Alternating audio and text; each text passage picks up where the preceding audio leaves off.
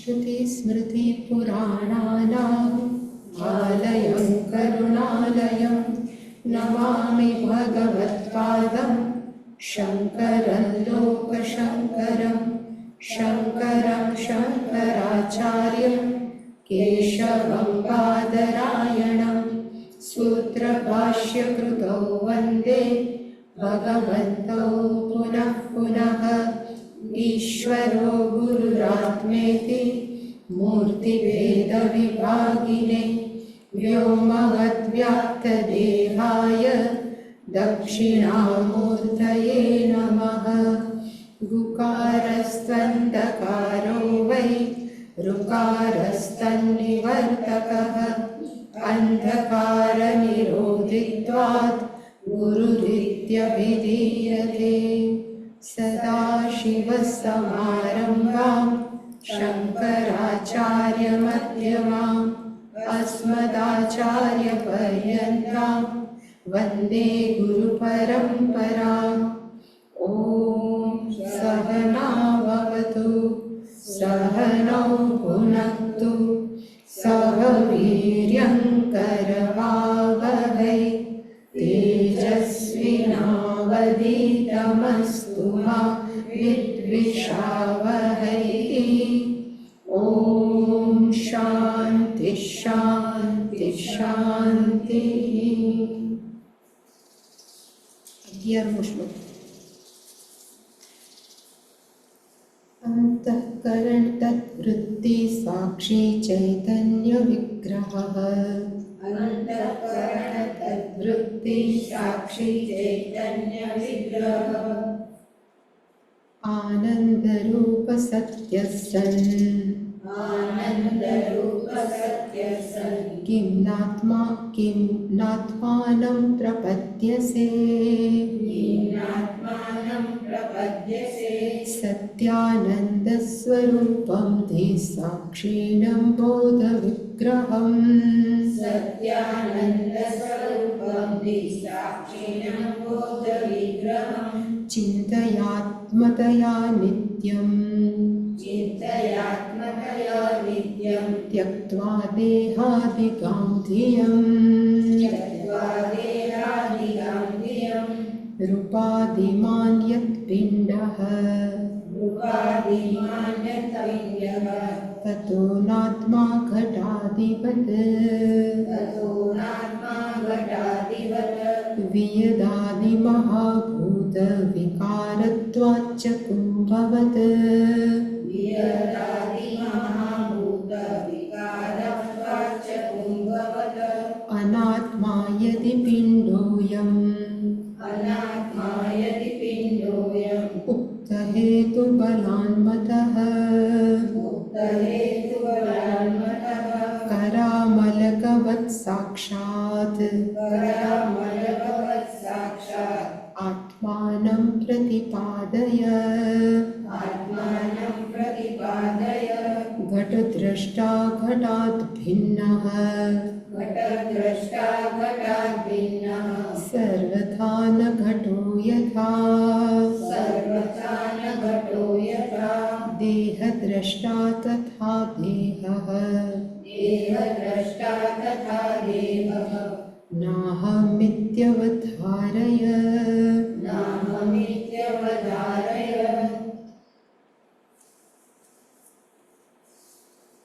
આપણે જે ચેન્ટિંગ કરીએ છીએ ને છંદ કયો અનુષ્ટુપ છંદ છે એ તો ખબર છે બધાને. અત્યારે જે આપણે ચેન્ટિંગ કરીએ છીએ ને એ ભગવદ્ ગીતાનો જે શ્લોક છે ધર્મ ક્ષેત્રે કુરુક્ષેત્રે, એટલે ટોટલ અનુષ્ટુપ છંદમાં 32 અક્ષરો હોય અને પછી આપણે એને 4-4ના કટકા કરીએ ધર્મ ક્ષેત્રે કુરુક્ષેત્રે. એવી રીતે 4માં પણ ચેન્ટિંગ થાય અને 2 કટકા કરીને ચેન્ટિંગ થાય. અને ખાસ કરીને જ્યારે એક આખો શબ્દ હોય ત્યારે વચ્ચે અટકવાની છૂટ નથી. એટલે આજે કોકને ત્યાં કેમ ઉલપડા તો અંતઃકરણ તદ્વૃત્તિ સાક્ષી ચૈતન્ય વિગ્રહ એક જ શબ્દ છે, એમાં કટકા ન થાય. અંતઃકરણ તદ્વૃત્તિ અટકીએ તો 8 અક્ષર થયા, પણ એ 8 અક્ષર નથી, આખો એક જ શબ્દથી પેલી લાઈન બની છે. એવી જ રીતે વિયદાદિ મહાભૂત વિકારત્વાત કુંભ, એ આખો શબ્દ છે. એટલે ક્યાંય વચ્ચે આપણે કટકા ન કરાય. ને બીજું બધે તેમ થાય કે આ કેમ આમ ઉપડવાનું કારણ કે 8 શબ્દના કટકા કરવાનો હોય, ન થાય તો આપણને એ હક નથી કરવાનો.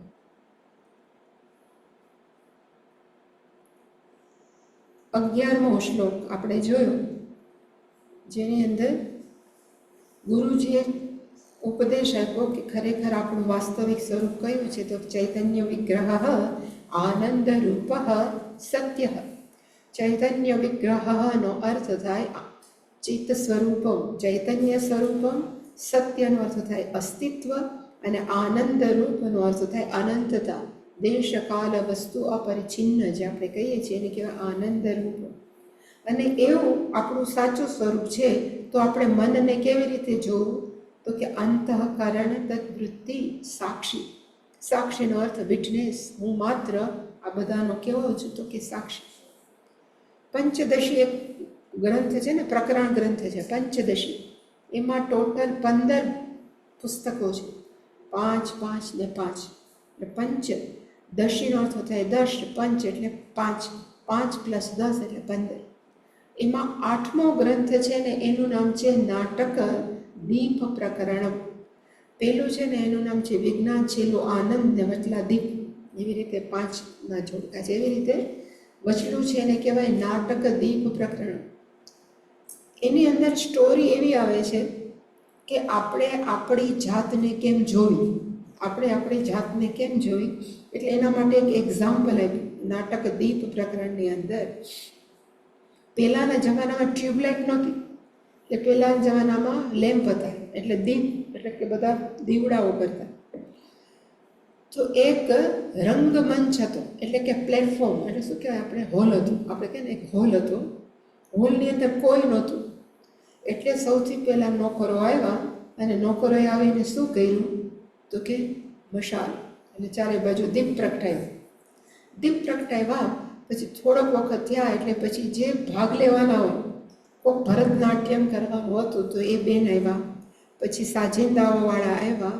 તો આ બધા દીપ શું કરતો હતો, જે પ્રકાશ હતો દીવડાનો પ્રકાશ, એ દીપકો શું કરતા હતા, તો કે જે બેન નર્તકી બેન હતા એને ઉજ્જવલ કર્યા, પછી ઓલા સાજિંદાઓને એને પ્રકાશિત કર્યા. પછી ઓલા બેન તૈયાર થયા, ભરતનાટ્યમના સ્યુટની અંદર તૈયાર થયા. પછી સાજિંદાઓ કોઈ ઠક ઠક ઠક કરી, એટલે બધા તબલા ચડાવ્યા, બધું સાપ છે બધું કર્યું. પેલો દીપકનો પ્રકાશ શું કરતો હતો, તો કે એને પ્રકાશિત કરતો હતો. પછી થોડીક વખત થયા એટલે પછી ઓડિયન્સ આવવા માંડ્યું, ધીમે ધીમે એ ઓડિયન્સ ભરાવા માંડ્યું. દીપકનો પ્રકાશ શું હતો, તો કે બધાને પ્રકાશિત કરતો હતો. થોડીક વાર પછી એન્કર આવ્યા, જે બોલવાવાળા મેઇન હતા એ આવ્યા, અને એણે બોલવાનું ચાલુ કર્યું કે આ કોણ નર્તકી કોણ ને સાજિંદા કોણ. ત્યારે પણ દીપકનો પ્રકાશ શું કરતો હતો, તો કે બધાને પ્રકાશિત કરતો હતો. પછી ખરેખર નૃત્ય ચાલુ થયું, ભરતનાટ્યમ બહુ સરસ. એ બેને નૃત્ય રજૂ કર્યું, બધાએ તાલીઓ પાડી. દીપકનો પ્રકાશ શું કરતો હતો, તો કે પ્રકાશિત કરતો. પછી 2 કલાક 2.5 કલાક ચાલ્યો. પછી પ્રોગ્રામ તો પૂરો થાય, પ્રોગ્રામ પૂરો થયો ધીમે ધીમે પહેલાં ઓડિયન્સ ગયું, તો એ દીપકનો પ્રકાશ શું કરતો હતો, તો કે પ્રકાશિત કરતો હતો. પછી ધીમે ધીમે પહેલાં ઝાંઝર છોડ્યા, બેને પોતાનું ઓરિજિનલ ડ્રેસમાં આવી ગયા. દીપકનો પ્રકાશ શું કરતો હતો, કે એને પ્રકાશિત કરતો હતો. પછી સાજિંદાઓ નોર્મલ થઈ ગયા, દીપકનો પ્રકાશ શું કરતો હતો, તો પ્રકાશિત. પછી બધાય જતા રહ્યા, તો દીપકનો પ્રકાશ શું કરતો હતો, તો કે પ્રકાશિત. એવી રીતે આપણે પણ છીએ. આપણે શું કરવાનું, તો કે ચૈતન્ય તત્વનું કામ કયું છે, તો કે એક જ. જે રીતે પહેલાં છે ને આપણો ઓલો 25 વોલ્ટનો બલ્બ ને 100 વોલ્ટના બલ્બમાં મજા આવતી. એની અંદર શું હોય કે બહાર ઓલું ટ્રાન્સપેરન્ટ હોય કાચ, એની અંદર ફિલામેન્ટ હોય, ફિલામેન્ટ, એની ઉપર ટંગસ્ટનનો વાયર હોય. પછી શું કરીએ આપણે, ઇલેક્ટ્રિસિટી સાથે જોડીએ, એટલે પહેલાં ટંગસ્ટન વાયર છે એ પ્રકાશિત થાય, ઓલું વાયર એમાં. પછી બહાર બલ્બ પ્રકાશિત થાય. હવે ધારો કે બલ્બ તૂટી જાય અને એમાં થોડી ઓલું વાયર ઉડી જાય, તો ધામામ કરીને જોડતા હોય, વળી પર જોડે પછી ચાલુ એવું કરતા. એટલે કે ધારો કે બલ્બ ઉડી ગયો, કે તૂટી ગયો, ઇલેક્ટ્રિસિટીને કાંઈ થાય, તો કે ન થાય. ઇલેક્ટ્રિસિટીનું કામ કયું, તો કે અંદરના ફિલામેન્ટ છે એને પ્રકાશિત કરવા, અને પછી એનાથી બલ્બ પ્રકાશિત. એવું જ કાંઈક આ શરીરમાં છે. ચૈતન્ય તત્વ છે એ પહેલાં શું પ્રકાશિત કરે? પ્રકાશિત હોય ચેતનવંતુ કરે. કોને ચેતનવંતુ કરે? તો કે સૂક્ષ્મ શરીર જે જડ છે એને શું કરે?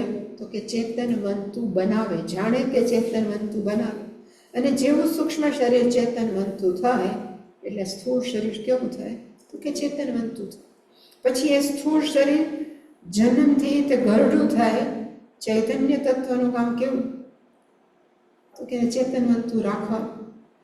એમાં પછી શરીર દુખે કે પગ દુખે તો ચૈતન્ય તત્વને કાંઈ ન થાય. એટલે કે ચૈતન્ય તત્વનું કામ માત્ર શરીરને ચેતનવંતુ રાખવા. એવી જ રીતે ચૈતન્ય તત્વનું કામ કેવું છે બીજું?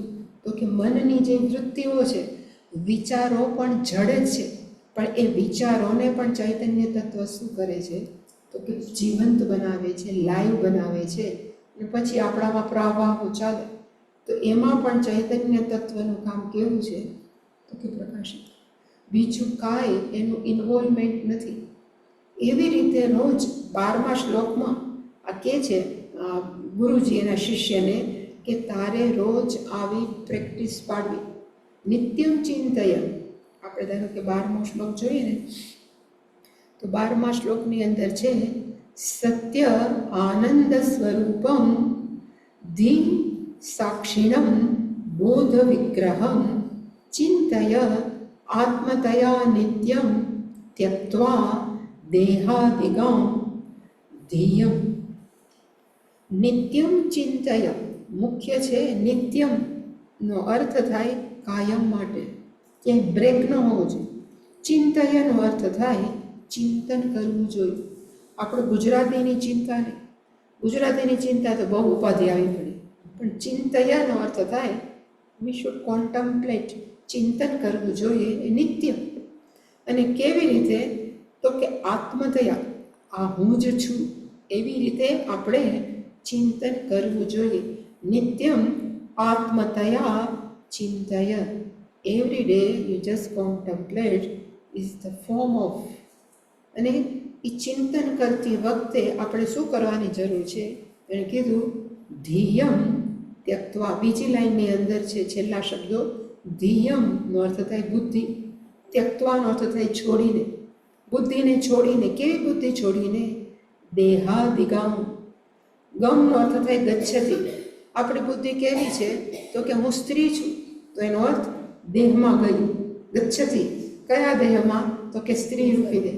પુરુષ છું એ બધુંને કહેવાય દેહગહ. એનો અર્થ થાય દેહમાં ગઈ.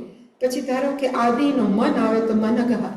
એટલે કે હંમેશા આપણી બુદ્ધિ છે એ શરીરમાં હોય, આપણી બુદ્ધિ છે એ કાં મનમાં હોય, એવી બુદ્ધિ છે ત્યક્ત્વા. એટલે કે શરીર સાથેનું તાદાત્મ્ય છોડીને. અને કેવી રીતે છોડવાનું? તો આગળ કીધું એમ સાક્ષી. હું દીપ છું. હું શું કરું છું? તો કે હંમેશા પ્રકાશિત કરું. અહીંયા બધા છે ને એને ખબર છે, પણ જે નવા છે ને એને હું પૂછું કે આ શું છે? પંજો છે, હાથનો પંજો. પછી હું પૂછું કે હાથના પંજા સિવાય તમને કાંઈ બીજું દેખાય છે? શું દેખાય? શું દેખાય? હા, રેખા. બીજું કાંઈ દેખાય? આંગળી દેખાય. બીજું કાંઈ દેખાય? હું એમ કહું કે આ હાથ પ્લસ બીજું કાંઈ તમને દેખાય છે?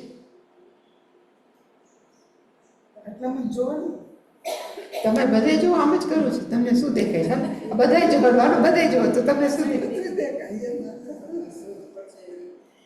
એટલે અહીંયા તમને શું દેખાય છે? તો કે હાથ દેખાય છે, પણ હાથ તમે ક્યારે જોઈ શકો? પ્રકાશ નથી. એટલે તમે અત્યારે બે વસ્તુ જુઓ છો, હાથ પ્લસ પ્રકાશ. એટલે કે બે વસ્તુ જુઓ છો, પણ પ્રકાશ એટલો બધો સહજ થઈ ગયો છે ને કે આપણે ક્યારે એને નોટિસ જ નથી કરતા. અંધારું હોય તો ક્યાં હાથ દેખાય?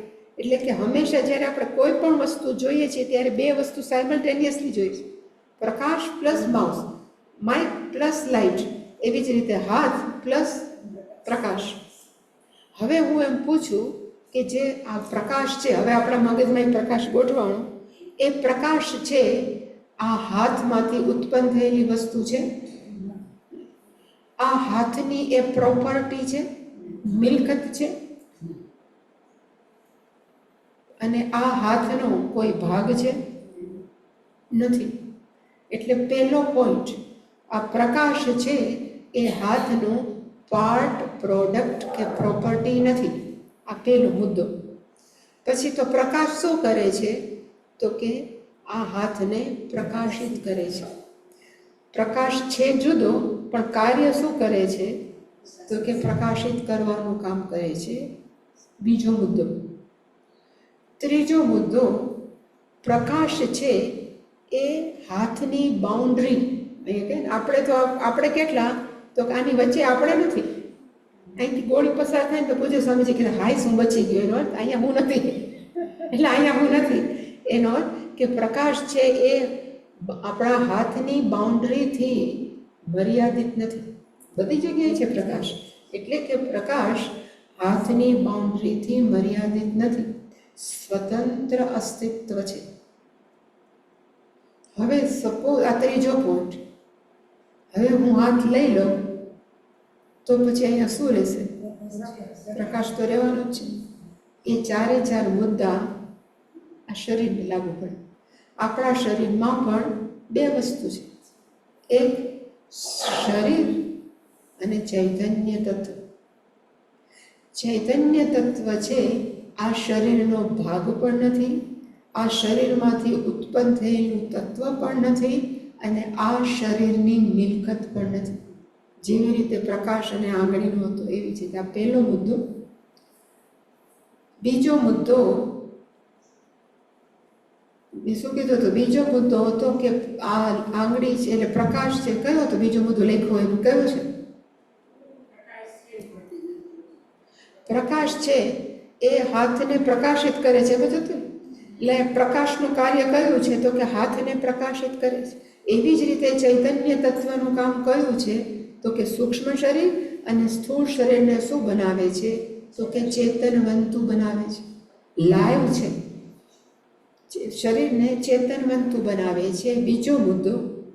ત્રીજો મુદ્દો હતો કે પ્રકાશ છે આ બાઉન્ડ્રીથી મર્યાદિત નથી. એવી જ રીતે ચૈતન્ય તત્વ પણ શરીરની મર્યાદાથી મર્યાદિત નથી. ત્રીજો મુદ્દો સ્વતંત્ર સત્તા છે. ચૈતન્ય તત્વ જેમ પ્રકાશ સ્વતંત્ર સત્તા છે, એવી જ રીતે ચૈતન્ય તત્વ પણ કેવું છે? તો કે સ્વતંત્ર સત્તા છે. હાથ લઈ લીધો, પ્રકાશ છે જ, શરીર પડી ગયું, ચૈતન્ય તત્વ છે જ. અને આપણે કોણ છીએ? ચૈતન્ય તત્વ છીએ, શરીર નથી. નિત્યમ ચિંતય. આપણે આનું શું કરવું જોઈએ? તો કે નિત્યમ કાયમ આવી રીતે ચિંતન કરવું જોઈએ. નિત્યમ ચિંતય. અને જ્યારે આ કરતા હોય ત્યારે આપણે બોલીએ કે હું શરીરનો ભાગ નથી. એને કહેવાય દેહ આદિ, એટલે કે સૂક્ષ્મ દેહ અને સ્થૂળ દેહમાં ગચ્છતી રહેલી બુદ્ધિને છોડીને ત્યક્તવા. આ બધું હું શરીર નથી, હું મન નથી, હું કેવું છું? તો કે ચૈતન્ય તત્વ. એવી રીતે નિત્યમ આત્મદયા ચિંતય. ચિંતન કેનું કરવાનું? આપણે બધું એનો શરીર નથી, હું મન નથી, પણ હું કોક તો છું ને. તો હું કોણ છું? એટલે એને લખ્યું કે હું બોધ વિગ્રહમ. પહેલી લાઈનમાં છે હું કોણ છું? તો કે બોધ વિગ્રહમ. બોધનો અર્થ થાય ચૈતન્ય તત્વ. હું ચૈતન્ય સ્વરૂપ છું. સત્ય એટલે કે હું અસ્તિત્વ છું. અને આનંદ સ્વરૂપ. હું કેવું છું? તો કે આનંદ. એટલે આપણે જે ઓલું નિર્વાણ ષટક છે, તમને બધાને યાદ હશે આમ તો બધું. મનોબુદ્ધિ ચિત્તાહંકાર ચિત્તાની નાહમ નત સ્તોત્ર જીવે ન ચક્રાણ નેત્ર. એની અંદર ખરેખર આ જ છે. દેહ આપણે એમ કહીએ ને, મનોબુદ્ધિ અહંકાર ચિત્તાની નાહમ. હું મન નથી, બુદ્ધિ નથી, ચિત્ત નથી, અહંકાર નથી, નાહ ન ચ સ્તોત્ર જીવે ન ચક્રાણ નેત્ર. મને એકેય સ્તોત્ર યાદ નથી, એટલે કે હું બુદ્ધિ નથી, ન ચ ગ્રાણ નેત્રે. આ નાક હું નથી, બે આંખ હું નથી. ન ચ સ્તોત્ર જીવે ન ચ ગ્રાણ નેત્રે.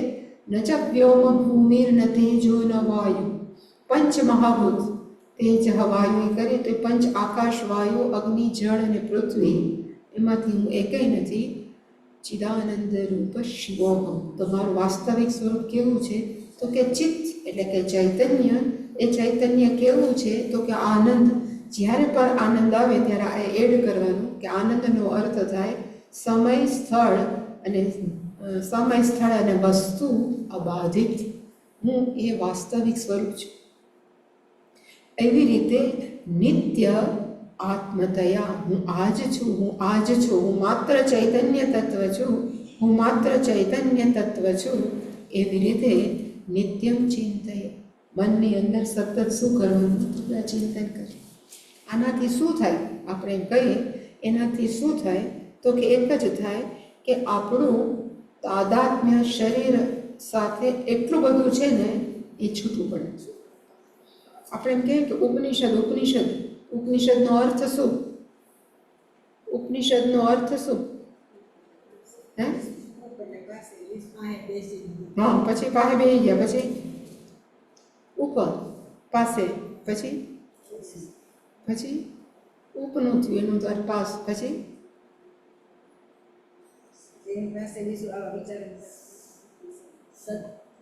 ઉપનિષદની અંદર છે ને 3 શબ્દ છે. ઉપ, ની અને શદ.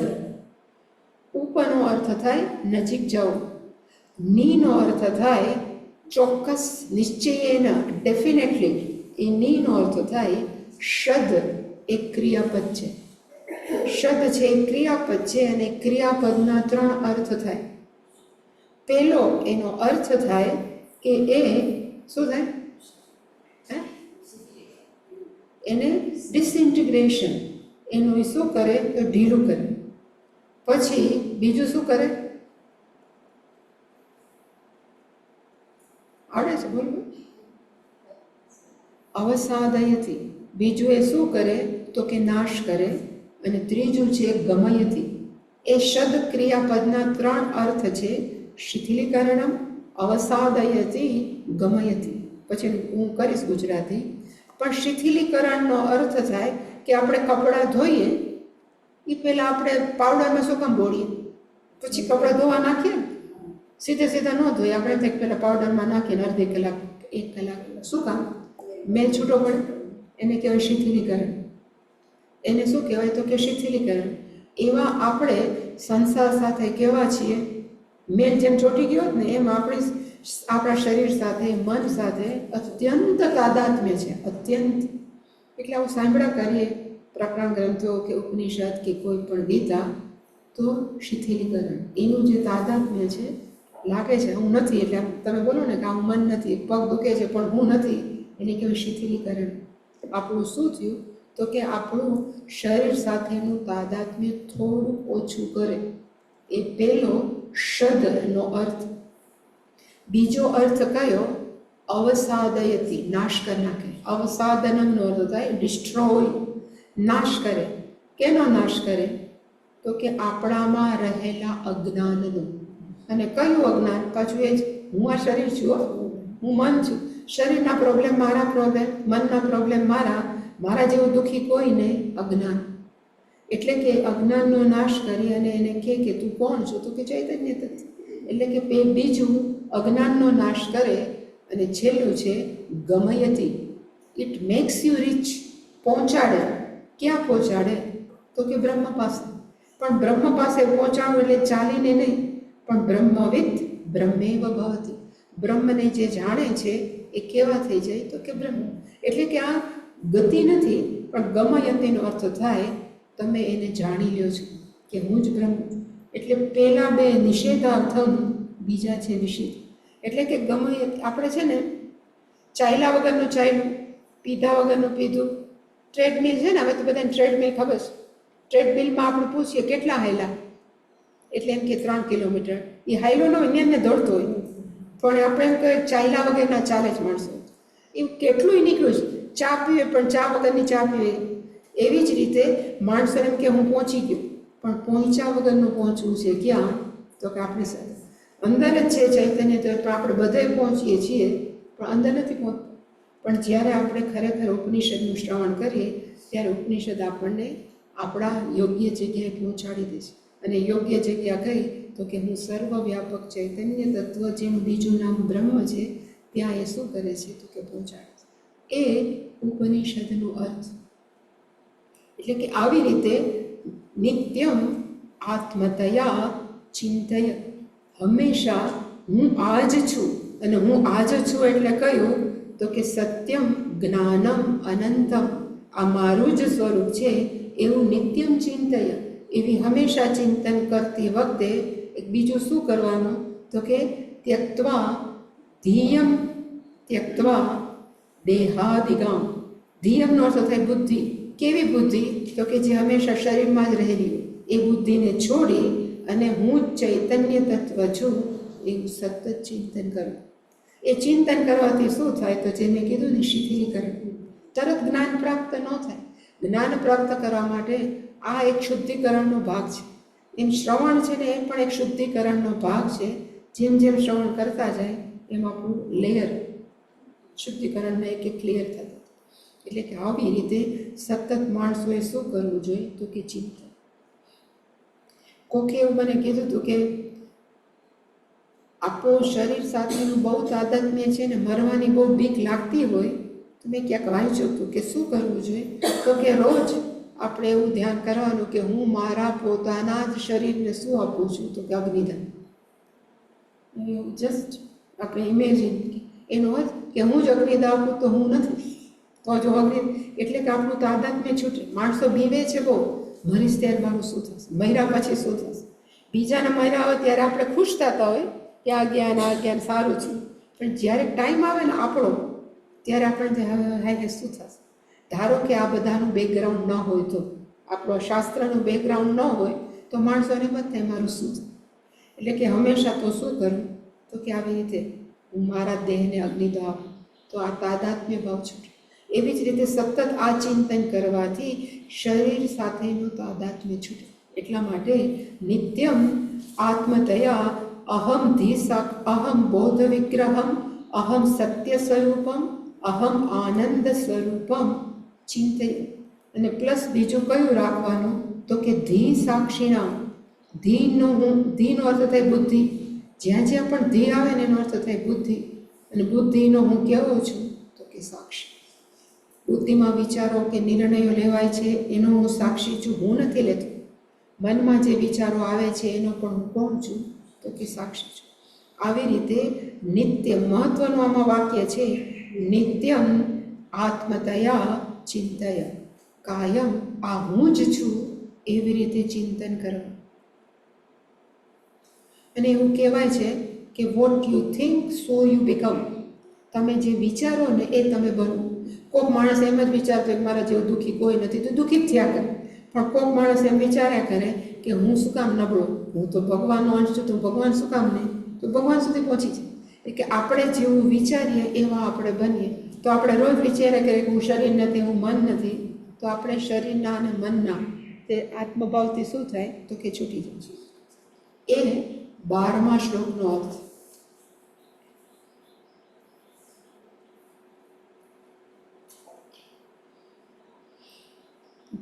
13, 14 અને 15 લગભગ એક સરખા છે, એટલે મેં સાથે કર્યા હતા. પછી આની જે અંદર ભાષ્ય હોય ને એની અંદર લખ્યું હતું કે આમ બહુ બધું બોલીએ કે ભાઈ હું શરીર નથી, મન નથી. બોલવું બહુ સહેલું છે, માણસો ઘણી વાર કહે ને, પણ ખરેખર જીવનમાં આચરવું અઘરું છે. તો શરીર સાથેનું તાદાત્મ્ય છૂટે તો કેમ છૂટે, છોડવું કેમ? તો આ 13, 14 ને 15 જે શ્લોક છે ને એને તર્ક કરતાં પણ એક રિઝનિંગ, એક કહેવાય ને તર્ક જ કહેવાય, પણ કેવો તર્ક કહેવાય તો શ્રુતિ માન્ય તર્ક આપીને સાબિત કરે. આપણે એમ કહીએ કે ઉપર ધુમાડો છે તો એનો અર્થ શું છે, અગ્નિ છે. હું અંદર આવું છું, માણસો છે કે નહીં મને કેમ ખબર પડે તો કે ચપ્પલ છે. એ જેવી રીતે એવી જ રીતે તર્ક બધા આમાં સાબિત કર્યું કે આપણે ખરેખર શરીર નથી. કેવી રીતે સાબિત થાય એના માટેના 13, 14 અને 15 આ શ્લોક એના માટે. એટલે આની અંદર એની પહેલાં એક લખ્યું છે કથમ પુનઃ દેહાદિશુ ગતા આત્મબુદ્ધિ શક્યા ત્યક્તુમ.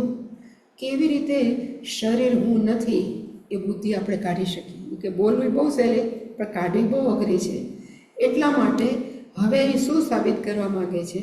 તો કે શરીર છે એ જડ છે એ સાબિત કરવા માંગે. પહેલાં હું ચૈતન્ય તત્વ છું તો બોલો અમે ને, પણ તોય શરીર હું લાગે તો એ તાદાત્મ્ય કેમ છોડવું? તો કે એ સાબિત કરી દે કે શરીર કેવું છે? તો કે જડ છે. આમાં તો લખ્યું છે, પણ એવું કહે છે કે શ્રુતિમત 3 રીતે સાબિત થાય કે શરીર જડ છે. એક શ્રુતિનો અર્થ થાય વેદોમાં આપ્યું છે, પછી એવી જ રીતે અનુભવ મત, અને ત્રીજો કેવો છે? તો કે તર્ક દ્વારા. શ્રુતિ તો હંમેશા કહે જ છે, ઉપનિષદો હંમેશા એમ જ કહે છે કે આ શરીર જડ જ છે. શરીર એટલે કેવું બનેલું છે? પંચમહાતત્વનું ને બધું આવે એટલે આપણને ખબર પડી જાય કે શરીર કેવું છે? તો કે જડ.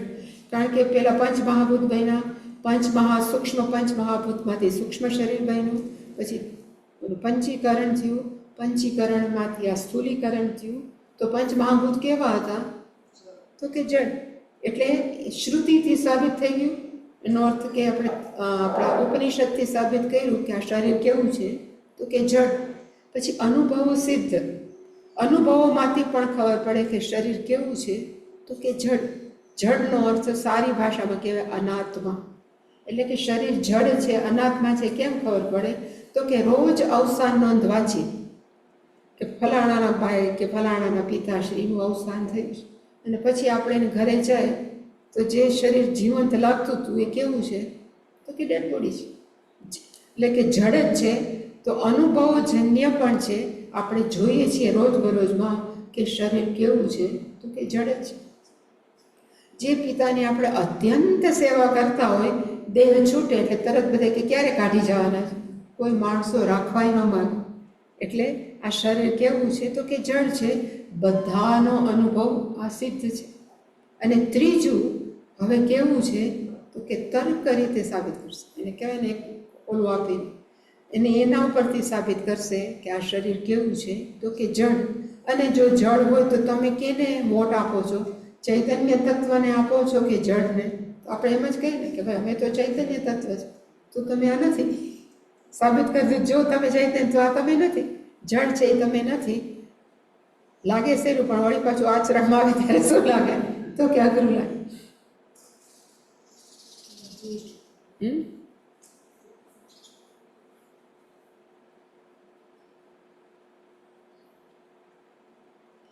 તેરમો શ્લોક છે, રૂપાદિમાન યતઃ પિંડઃ તતઃ ન આત્મા ઘટાદિવત વિયત આદિ મહાભૂત વિકારત્વાચ કુંભવત.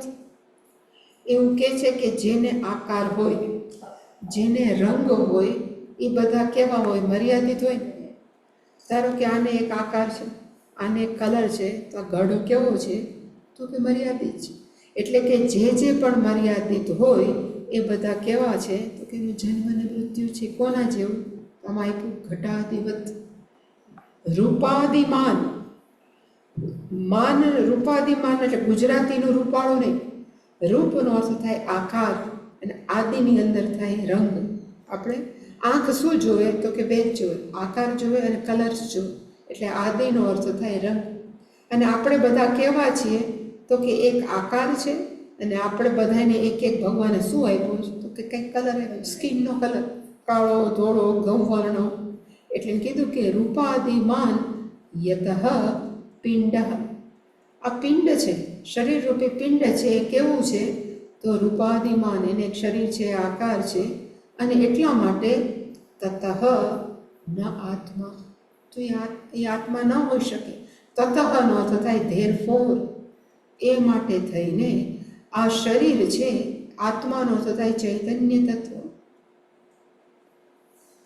એટલે હું ઘણા બધા એના સિનોનિમ્સ આપું છું. ચૈતન્ય તત્વ is equal to Brahma is equal to આત્મા. બધાના અર્થ એક જ થાય, ચૈતન્ય તત્વ. આપનોતિ યત સર્વમ તત આત્મા. જે બધી જ જગ્યાએ વ્યાપ્ત છે ને, એને કહેવાય આત્મા. એટલે એમ કીધું કે જેને આકાર છે, જેને કલર છે, કોમ્પ્લેક્શન છે, એ કેવું છે? તો કે પિંડ. એટલે તતઃ, એ કારણથી ન આત્મા. શું કામ નથી? તો કે ઘટાધિવત. ઘડાને આકાર છે, ઘડાને કલર છે, પણ આમ જેવું નાખીએ એટલે ઘડો બિચારો કેવો થાય તો કે તૂટી જાય. એવી રીતે શરીરને આકાર છે, શરીરને એક કલર છે, તો શરીર પણ કેવું છે તો કે ઘડા છે. આનું આયુષ્ય આપણા ઉપર છે અને આનું આયુષ્ય છે પ્રારબ્ધ કર્મ ઉપર છે. એટલે કે જ્યારે પ્રારબ્ધ કર્મ પૂરા થાય એટલે કે શરીર રૂપી ઘડાનું શું થાય તો કે અચ્યુતમ કેશવ. એટલે કે આ શરીર પણ કેવું છે તો કે ઘડા જેવું જ છે. એ જે ઘટાધિવત લખ્યું છે ને એને કહેવાય એક રીઝન આપ્યું, એક કારણ આપ્યું કે ઘડો કેવું છે તો કે જળ છે, ઘડાને આકાર છે. એવું જ આ પિંડ છે તો પિંડ પણ કેવું છે તો કે ઘડા છે. આને સમજાવો એને કહેવાય રીઝનિંગ, તર્ક રીતે સમજાવ્યું. અને પછી એણે કીધું કે આપણને બધાને ખબર છે કે પંચભૂત છે. પંચભૂતની શરૂઆત ક્યાંથી થઈ તો કે આકાશ, વાયુ, અગ્નિ, જળ અને પૃથ્વી. તસ્માદ આત્મના આકાશ સંભૂત, આકાશાત વાયો, વાયો અગ્નિ, અગ્નિ અપઃ પૃથ્વી, પૃથ્વીભ્યામ ઔષધય. તો આકાશનું બીજું નામ છે વિયત. એટલે અહીંયા જે લખ્યું છે વિયતનો અર્થ થાય આકાશ. અને આદિની અંદર બીજા 4 મહાભૂત આવી છે. એટલે કે પંચ મહાભૂત. વિયદ આદિ મહાભૂતનો અર્થ થાય પંચ મહાભૂત. અને આપણને બધાને ખબર છે કે આકાશ, અગ્નિ, જળ, પૃથ્વી, વાયુ એ જળ છે કે ચેતન? જળ છે. એટલે એણે કીધું કે 5 પંચ મહાભૂતો કેવા છે તો કે જળ છે. અને એની અંદર શું આવ્યું તો કે વિકારત્વાચ. એની અંદર શું થયું તો કે પરિવર્તન. અને આપણને ખબર છે, જેને યાદ હોય ને, ન યાદ હોય તો હરિહરી, પણ પંચ મહાભૂત છે. પંચ મહાભૂતની અંદર બધાની અંદર સત્વ, રજસ, તમસ ગુણો હોય. કારણ કે માયા પ્લસ ચૈતન્ય તત્વ એમાંથી પંચ મહાભૂત બન્યા. હવે ધારો કે ઘઉંના લોટમાંથી પૂરી બનાવી હોય તો પૂરીની અંદર ચણાનો લોટ હોય કે ઘઉંનો લોટ હોય તો કે ઘઉંનો જ. એવી રીતે માયામાંથી જો પંચ મહાભૂત બન્યા હોય તો પંચ મહાભૂત કેવા હોય તો કે માયામાં જે હોય એ બધું પંચ મહાભૂતમાં હોય. તો માયા કેવી છે? ત્રિગુણાત્મકી. 3 ગુણ છે, સત્વ, રજસ, તમ. તો એવી જ રીતે પંચ મહાભૂતોમાં પણ કેવા છે તો કે 3 ગુણ. એટલે કે આકાશ તત્વ છે તો એમાં પણ શું છે તો કે સત્વ, રજસ, તમસ. વાયુ છે એમાં પણ સત્વ, રજસ, તમસ. અગ્નિ તત્વ સત્વ, રજસ, તમસ. પાણી અને પૃથ્વી બધા જ કેવા છે તો કે સત્વ, રજસ, તમસ. એ પંચ મહાભૂતના સત્વ અંશમાંથી શું બન્યું તો કે 5 જ્ઞાનેન્દ્રિય. એ પંચ મહાભૂતના રજસ અંશમાંથી શું બન્યું તો કે કર્મેન્દ્રિય. અને એ બધાના સાત્વિક અંશ ભેગા થઈને શું બનાવ્યું તો કે અંતઃકરણ. રજસ અંશ ભેગા થઈને શું બનાવ્યું તો કે પંચ પ્રાણ.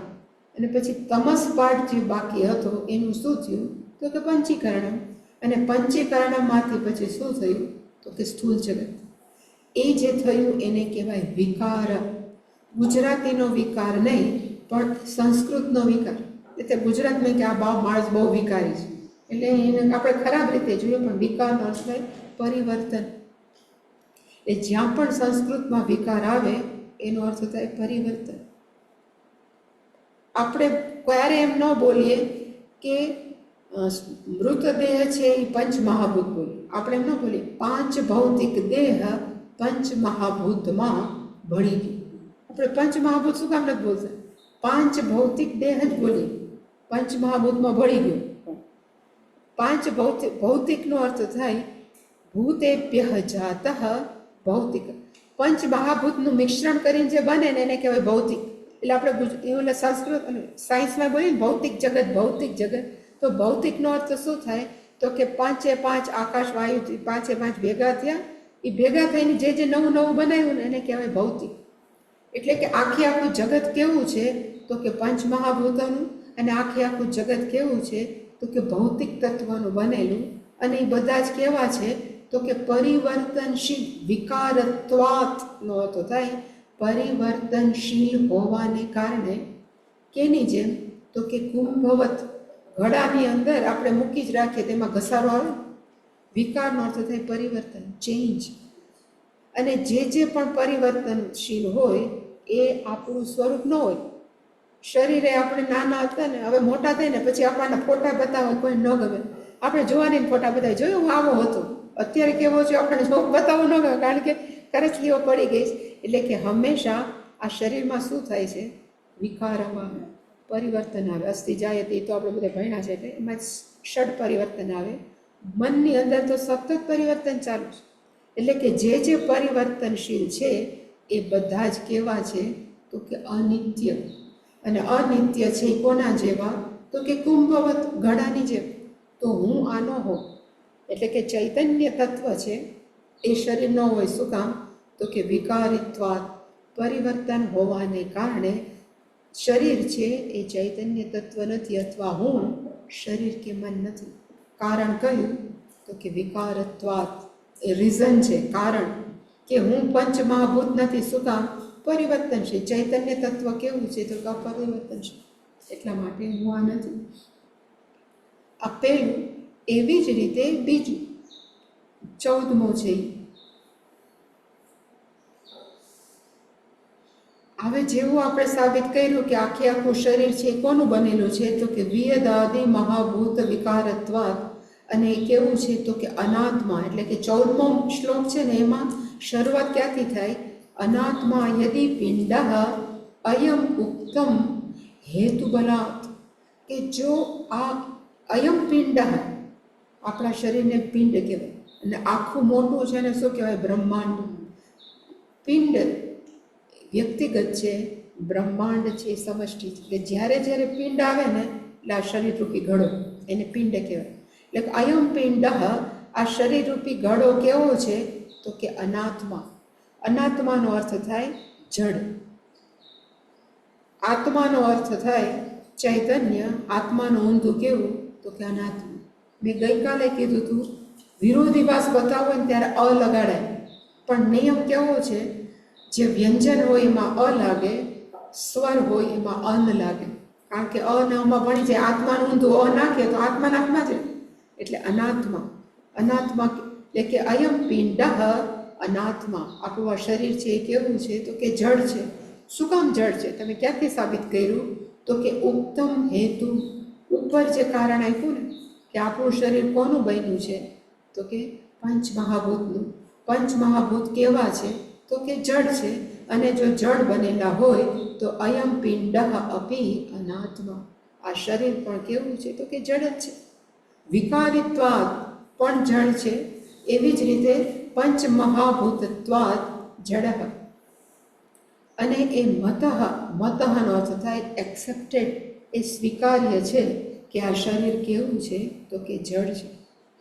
અને એ જડ છે એને તમારે કરવાની શું જરૂર છે? એટલે લેખું કર આમલકવત સાક્ષાત આત્માનમ પ્રતિપાદય. અત્યારે આપણને છે ને કર આમલકવત નથી. કર આમલક બધાને ખબર જ. હસ્તામલક નો અર્થ થાય હાથમાં આમળું જેટલું સ્પષ્ટ છે એટલું જ જેને સ્પષ્ટ છે કે હું કોણ છું? તો કે ચૈતન્ય તત્વ. એને કહેવાય હસ્તામલક. એટલે એનું નામ પડ્યું હસ્તામલક. એવી જ રીતે ઊંઘમાંથી તમને કોઈ પૂછે તમે કોણ છો? તો આપણે શું જવાબ આપીએ? કે ભાઈ હું આનો દીકરો કે આને દીકરી આ છું. આપણે કે અહમ ચૈતન્ય તત્વ. ઊંઘમાંથી ન કહે, કારણ કે હજી આપણે એટલું બધું કર આમલક આપણે સ્થિરીકૃત નથી. એક જોક છે, કારણ કે અત્યારે 12 વાગ્યાનો સમય હોય ને, એટલે અડધા કેવા થાય. એટલે એક એવી જોક ને હકીકત છે અકબર બિરબલની, કે અકબરના કહેવાય ને શાસનમાં એક માણસ ગયો અકબર પાસે. બહુ બુદ્ધિશાળી હતો, સંસ્કૃતમાં જ બોલે. અને એણે ચેલેન્જ આપી કે જો કોઈ મને કહી શકે કે હું ક્યાં રાજ્યનો છું તો હું મારું બધું જ છોડીને એનો દાસ બની જાઉં. હંમેશા એની ભાષા સંસ્કૃત એટલી બધી શોધતી હતી, કોઈને ખબર જ ન પડે કે એની મધર ટંગ કઈ, માતૃભાષા કઈ છે એની ખબર જ ન પડે. અને એને બધાને ચેલેન્જ આપી કે જો તમે જાણી દો નહીતર હું તમારો દાસ થઈ જાઉં. બધાએ બહુ ટ્રાય કરી, પણ જ્યારે ત્યારે સંસ્કૃતમાં જ ભાષણ કરે. એટલે પછી અકબરે કંટાળી અને કોને કીધું? તો કે બિરબલ, કે તું ગમે એમ કરીને જાણ કે આનું મૂળ ભાષા કઈ. એટલે કે આની માતૃભાષા કઈ, બોલો કે આમાં કાંઈ અઘરું નથી, હું તમને કહી દઈશ. એટલે કે ભલે. પછી ત્યારે શિયાળો હતો, એ જ્યારે બધું ચાલતું હતું ત્યારે શિયાળો હતો. આ રાતે ઊંઘવા તો પોતાના મહેલમાં બિચારો જાય જ, ઓલો જે સ્કોલર પંડિત હતો એ તો રાતે પોતાનામાં ઊંઘતો હતો. તો બિરબલે શું કર્યું કે બહુ જ દિલ્હીમાંની બાજુ તો બહુ ઠંડી પડે, તો 3 ડોલ એને બહાર રાખી. એટલે આપણે કહેવાય આઈસ કોલ્ડ પાણી, ઠંડુ થઈ ગયું. એવા ઠંડા પાણીની ડોલ લઈ એ ભાઈ જે સૂતો હતો ને એની પાસે આવ્યો. ડોલ લઈ એના માથે નાખી. જેવું ઠંડુ પાણી પડે માણસોને કેવું થાય કે શિયાળાનો સમય, એટલે જેટલી ગાળ એને માતૃભાષામાં આવડતી હતી એટલી બધી ગાળ ભાન નથી પડતી, આવો છો માંડો બોલવા. એટલે બિરબલે કીધું થેન્ક યુ, મને ખબર પડી ગઈ તમારી માતૃભાષા કઈ, કારણ કે ક્યાંક તો બોલવું જ પડે. એનો અર્થ કે ઊંઘની અંદર આપણે હંમેશા આપણું જે ઓરિજિનલ સ્વરૂપ હોય એની સાથે જોડાયેલા. એટલે કે ઊંઘમાં કોઈ પૂછે કે તમે કોણ, તો આપણે એમ જ કહીએ કે હું ભાઈ આ છું, આનો દીકરો છું, કે આટલી છું. ઊંઘમાં કોઈ માણસ એમ ન કહે કે હું તો ચૈતન્ય તત્વ છું, મસ્તી મોટું ડાયું. ઓકે, કારણ કે આપણે હંમેશા કેવા હોય તો કે આની સાથે તાદાદ. પણ એ તાદાદને જ્યારે છૂટી જાય ઊંઘની અંદર પણ, ત્યારે એને કહેવાય કર આમલકત્વા. કોઈ પણ સિચ્યુએશનમાં ધારો કે પૂછવામાં આવે કે તમે કોણ છો, પછી સારી હોય ખરાબ હોય એકદમ વિકટ પરિસ્થિતિ હોય ઊંઘમાં હોય, તો પણ જો માણસ કહી શકે કે મને આ સ્થૂળ અને સૂક્ષ્મ શરીર આપવામાં આવ્યું છે, મારું સાધન છે, પણ હું આ નથી, જે એને સ્પષ્ટ છે, તો એને કહેવાય કે આ માણસને આત્મજ્ઞાન કેવું છે, તો કે હાથમાં રહેલા આંબળા જેવું સ્પષ્ટ. એટલે હંમેશા એવું કે કર આમલકવત. એટલા માટે હસ્તામલકની સ્ટોરી ખબર છે? હસ્તામલકનું નામ હસ્તામલક શું કામ પડ્યું એ કાંઈ ખબર નથી તમને. એવું હતું કે હસ્તામલક બાળક જડે જન્મ્યું ને ત્યારથી મૂંગું હતા, કંઈ બોલતા જ નહોતા, અને જડ ભરત કેમ રહેતા હતા એવી રીતે કોઈ સાથે બોલે ને કોઈ અરે મિક્સ તો એકલા પડ્યા રહે, કાં ખેતરમાં પડ્યા રહે. એટલે મા બાપને બહુ ચિંતા થતી કે આ છોકરાનું શું થશે. અત્યારે તો આવડું છે, અમે છીએ, અમે મરી જાય તો અમારું આ છોકરાનું શું થશે. એમ કરતાં કરતાં એ 13-14 વર્ષનો એ છોકરો થયો. ત્યાં કોકે સમાચાર આપ્યા કે તમારા ગામની અંદર શંકરાચાર્યજી આવે છે, એને આ છોકરો બતાવો, કાંઈક તો થશે એ છોકરાને. એટલે એને એમ થયું કે હાઈશ કાંઈક તો થશે. એટલે છોકરા પાસે લઈ ગયા. શંકરાચાર્યજી બહાર બેઠા હતા અને એમ કીધું કે આ 13 વર્ષથી આ છોકરો એક શબ્દ નથી બોલ્યો, બાય બર્થ સાવ મૂંગો છું. અને એને શંકરાચાર્યજી પૂછ્યું કે હા તું કોણ છો? એટલે માંડો બોલવા, હું ચૈતન્ય તત્વ છું. અને હસ્તામલકીય કે છે, એક જ બોલ્યા છે હસ્તામલકીય. હું ચૈતન્ય તો હું શરીર નથી, હું મન નથી, હું માત્ર છે. અને એના મા બાપ આભા થઈ ગયા કે આ છોકરો જે એક શબ્દ નથી બોલ્યો અને અત્યારે આખું વેદાંતને એમ જ બોલે છે કે હું આ જ છું. એટલે પછી શંકરાચાર્યજીને કીધું આ છોકરો તમારે લાયક નથી, તમારા ઘરમાં રહેવા લાયક નથી, મને આપી દો, હું રાખીશ. અને એને અત્યારે જે જ્ઞાન છે એ કેવું છે? આત્મજ્ઞાન છે, અત્યંત સ્પષ્ટ છે. હાથની અંદર જેમ આંબળું સ્પષ્ટ હોય એવું જ એને હું પોતે શરીર મન નથી એ સ્પષ્ટ છે. એટલે હું એને નામ આપું છું હસ્તામલક. 13-14 અને પછી એમ જ રહેતા હું ચૈતન્ય. એને ક્યારેય એક ગ્રંથો નથી લખ્યા. સુરેશ્વરાચાર્ય ગ્રંથ લખ્યા, પદ્મપાદાચાર્ય જે તોનકાચાર્ય વિદિતાખિલ શાસ્ત્ર સુધા એ લખ્યું, પણ આ હસ્તામલકજીએ કાંઈ નથી લખ્યું. એનું કારણ કયું? તો કે બાય બર્થ એને ખબર હતી કે હું કોણ છું. અને એની સ્ટોરી છે કે બાય બર્થ એવા શું કામ હતા. એટલે પછી શંકરાચાર્યજી એના માતા પિતાને પૂછ્યું કે તમને કાંઈ યાદ છે આ છોકરાનું? તો પછી એને કીધું યાદ કરો. એટલે એના મા બાપે એવું કીધું કે આ છોકરો જ્યારે 4-5 મહિનાનો હશે, 3-4 મહિનાનો હશે, ત્યારે અમે એમ નક્કી કર્યું કે અમે ગંગા કાંઠે હરિદ્વાર ઋષિકેશ અમે ગયા હતા અને નક્કી કર્યું હતું કે આપણે ગંગા જઈએ તો એમ જ થાય હરિદ્વાર કે ડૂબકી ખાઈ, એટલે આપણે અંદર ડૂબકી ખાઈ. ત્યારે કે આ 3 મહિનાનું હતું, અમારું બાળક હતું એ 3 મહિનાનું હતું. અને એમને રાખવું કે અમે 2 જ હતા ને અમારે બેને સાથે ન હતું માતા પિતાને. એટલે અમે આમ જોયું તો એક મહાત્મા છે ને એક ઝાડ નીચે ધ્યાનમાં બેઠા હતા. એટલે અમે મહાત્માને આમ જરાક ઉઠાડ્યા અને એમ કીધું કે અમે હમણાં 5-7 મિનિટની અંદર ગંગામાં સ્નાન કરીને આવીએ છીએ, પૂજા કરવી છે, આવીએ છીએ, ત્યાં સુધી તમે આ બાળક તમારી બાજુમાં રાખો. કાંઈ તો ચાલવાનું તો નહોતું કંઈ, બાજુમાં બાળક રાખીએ છીએ, અમે જાય છીએ. એટલે આમ ધ્યાનમાં હતા અને આમ હા પાડી દીધું. એને ખબર નથી શું બોલ્યા અને જતા રહ્યા. ઓલા પાછળથી સાપ આવ્યો અને સાપે આવીને છોકરાને દંશ માર્યો. છોકરું મરી ગયું. અને પછી નાહી ધોઈને ઓલા આવ્યા અને જોયું તો છોકરું મરેલું, 3-4 મહિનાનું. અને ગુસ્સો કોના ઉપર થાય? ઓલા સાધુ. એટલે સાધુને કીધું કે અમે કીધું હતું કે તમે 15 મિનિટે છોકરાનો, ત્યારે બરાબર ભાનમાં આવ્યા. ધ્યાનમાં હતા ત્યારે પહેલાં કીધું ત્યારે એને બહુ જોયું જ નહોતું. પછી એને ખબર પડી કે મારી હાજરીમાં તો કોઈક બાળકનું મૃત્યુ થઈ ગયું. એટલે એણે નક્કી કર્યું કે હું મારો દેહ છોડી દઈશ, હું આ શરીરમાં પ્રવેશી જઈશ. એટલે એણે એનો દેહ છોડી દીધો અને એણે આ બાળકમાં 3 મહિનું જે મૃત હતો ને એમાં પ્રવેશ કર્યો. એટલે એ જૈનમાં ત્યાંથી બોલવાનું જ બંધ કર્યું કે મારા મા બાપ છે, હું કોણ છું ને. એટલે એને ખબર હતી. એટલે શંકરાચાર્યજી કીધું કે આ તમારું છે જ નહીં, આ બાળક તો હતું એ તો ગયું, એ મરી જ ગયું હતું. અત્યારે છે તો ઓલા મહાત્મા છે એટલે તમારે લાયક નથી, મને આપ્યું. પણ એને જે જ્ઞાન એકદમ સ્પષ્ટ હતું એટલે એનું નામ પાડ્યું કે હસ્તામલક. અને એ હસ્તનું બીજું નામ કેવું છે તો કે કર. એટલે અહીંયા લખ્યું કે કર આમલકવત. જેવી રીતે હાથમાં આમળું સ્પષ્ટ છે એવી જ રીતે આત્માનમ સાક્ષાત પ્રતિપાદય. એવી જ રીતે સ્પષ્ટપણે તું એમ કીધા કર કે હું કોણ છું? તો કે હું ચૈતન્ય તત્વ છું, હું સર્વવ્યાપક છું, હું શરીર અને મન નથી. આવું તારે સતત તને કીધા કરવા. હું સતત તને તું કીધા કર કે હું કોણ છું? તો કે હું શરીર નથી, મન નથી. પણ છતાં પણ સમજવું તો કેમ સમજવું? બોલવું બહુ સહેલું છે, શરીર નથી, મન નથી. પણ હાઉ કેન યુ પ્રૂવ? તમે કેમ સાબિત કરી શકો?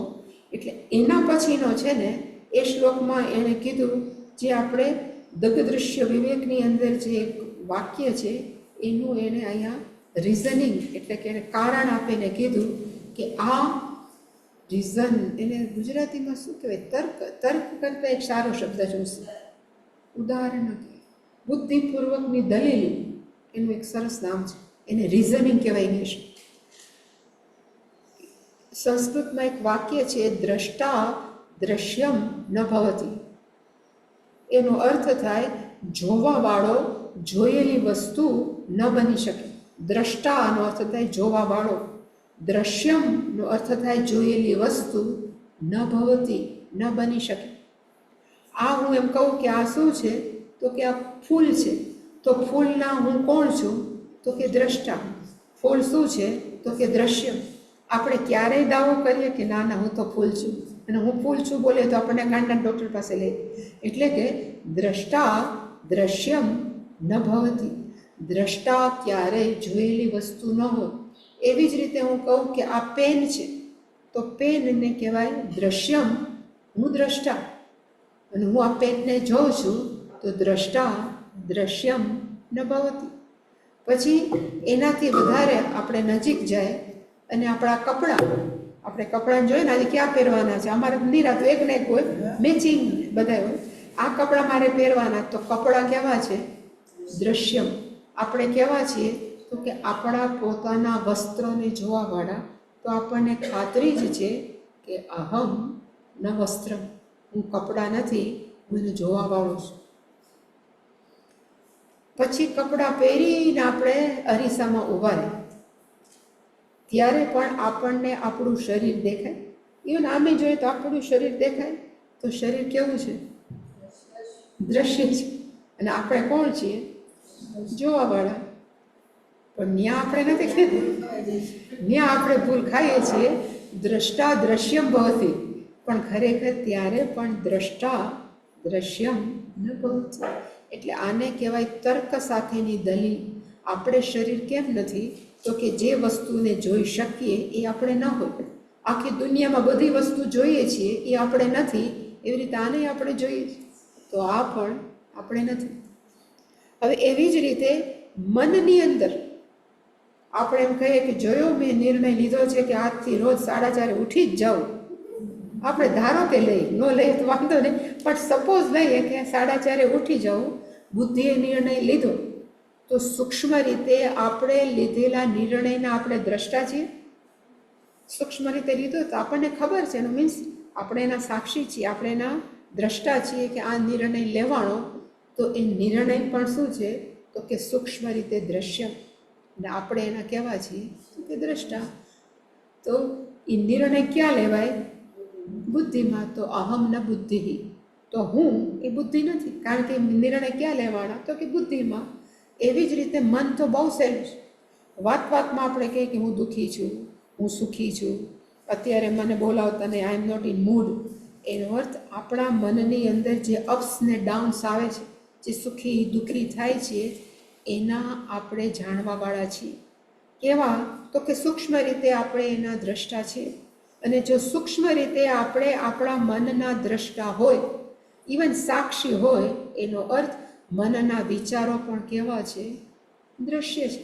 અને જો દ્રશ્ય હોય તો હું નથી દ્રષ્ટા, દ્રશ્યમ ન ભવતી. આ પહેલું છે. બીજું આમાં લખી લખ્યું, પણ એક બીજું સાવ કોમન છે.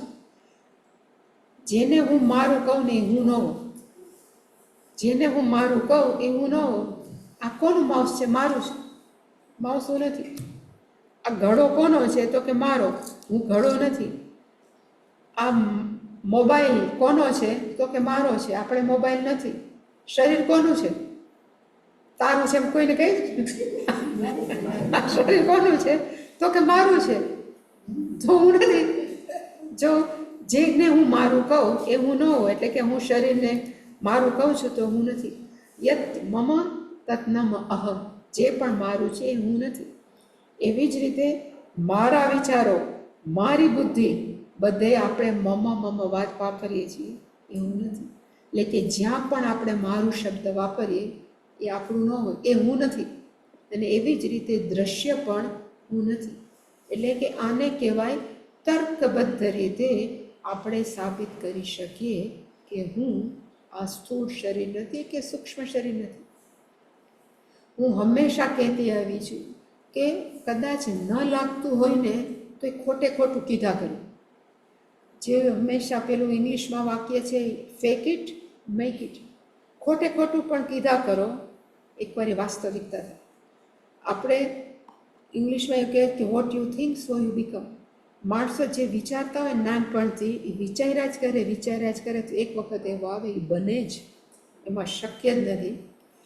એવી જ રીતે આપણે રોજ વિચારીએ કે હું આ શરીર નથી, હું મન નથી, તો એક વખત એવો આવશે કે આપણું મન સ્વીકારતું થશે, આપણી બુદ્ધિ છે આ તો હું નથી. અને એકવાર એ તાદાત્મ્ય છૂટવું એટલે આપણે એટલું જ કામ હતું, છૂટવાનું, બીજું કંઈ હતું જ નહીં. એટલે કે અત્યારે ન લાગતું હોય છતાં પણ આપણે આપણી જાતને ફેક ઇટ, ખોટે ખોટું પણ કીધા કર. અને ઇવન કોક આપણને હળધૂત કરે, કોક આપણને વધારે પ્રેમ કરે, ત્યારે પણ માનું કે આ બધું જ સન્માન કે માન કે અપમાન કોના સ્તરે છે? મને તો કોઈ સ્પર્શ કરતું જ નથી. તો આપણને લાગતું દુઃખ હંમેશા શું થાય છે? બોલો છો. પણ આ 15મા શ્લોકનો અર્થ સાંજે ઓમ પૂર્ણમદ પૂર્ણમિદં પૂર્ણાત પૂર્ણમુદચ્યતે પૂર્ણસ્ય પૂર્ણમાદાય પૂર્ણમેવાવશિષ્યતે. ઓમ શાંતિ શાંતિ શાંતિ. હરિ ઓમ. શ્રી ગુરુભ્યો નમઃ. હરિ